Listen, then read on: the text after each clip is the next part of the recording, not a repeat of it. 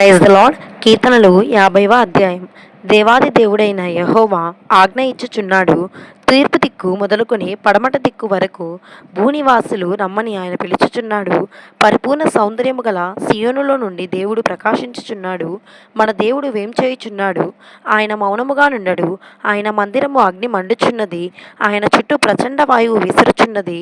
ఆయన తన ప్రజలకు న్యాయము తీర్చుటకై బల్యర్పణ చేత నాతో నిబంధన చేసుకొనిన నా భక్తులను నా యొద్దకు సమకూర్చుడని మీది ఆకాశమును భూమిని పిలుచుచున్నాడు.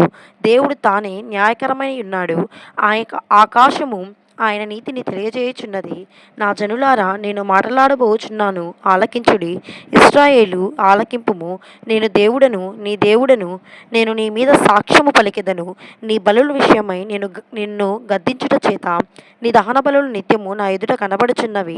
నీ ఇంట నుండి కోడినైనను నీ మందలో నుండి పొట్టేలనైనను నేను తీసుకొనక అడవి మృగములన్నీయు 1000 కొండల మీద పశువులన్నీయు నావే కదా.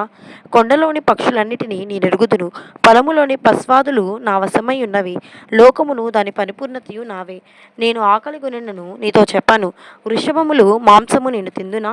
పొట్టేల రక్తము త్రాగుదునా? దేవునికి స్తుతియాగము చేయుము. మహోన్నతునికి నీ మ్రొక్కుబలులను చెల్లించుము. ఆపత్కాలమున నీవు నన్ను గూర్చి మొరపెట్టుము.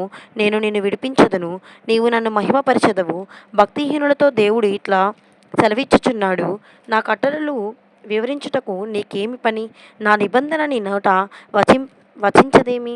దిద్దుబాటు నీకు అసహ్యము గదా. నీవు నా మాటలు నీ వెనుకకు త్రోసివేసెదవు. నీవు దొంగను చూచినప్పుడు వానితో ఏకీభవించదవు.